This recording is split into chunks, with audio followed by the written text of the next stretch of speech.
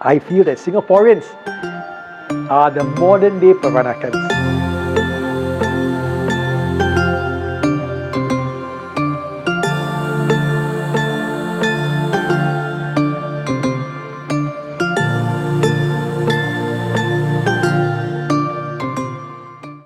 Peranakan culture is a very easy culture to fall in love with.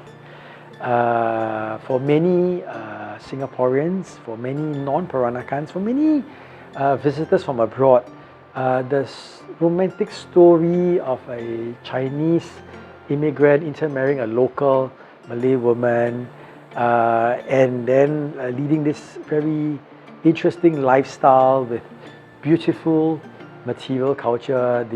The sarung kebaya is a work of art by itself, beautiful hand-painted porcelain, and of course, needless to say, one of the most amazing cuisine, a fusion of flavors.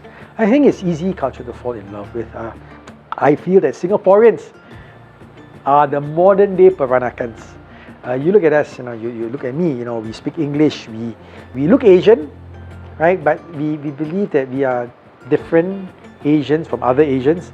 We are very European in style, yeah. But deep down in our hearts, we still consider ourselves as Asians. We have Chinese names and Chinese lifestyles or Asian lifestyles. Yeah. So I think that to me is the most beautiful part about this Peranakan culture. To many people's surprise, I didn't grow up with all these things. In fact, it was a very humble house in Toa Payoh. It was what we call a 3-room flat, which actually is 2 rooms and a large kitchen. So there was no kamcheng, there was no brown and gold or mother of pearl furnitures. My mom hardly even wore a sarung kebaya. But even though both my parents are Peranakans, they didn't find it, I guess, important. They didn't find it critical to explain about Peranakan culture to me. Right? So I grew up not knowing anything about being a Peranakan, except I remember my mom would say things like, hey, we are Peranakan, so kalau pakai baju, pakai serono sikit, means you must wear your clothes very prim and proper. Yeah? Because at the age of about 14, 15, I remembered watching a Peranakan musical play, and it was all in Peranakan language and Peranakan cars and costumes and props, but not understanding and knowing the storyline, not understanding the language, not understanding the jokes, and the whole culture behind it. And that got me very curious. How is it that I didn't know about my own culture?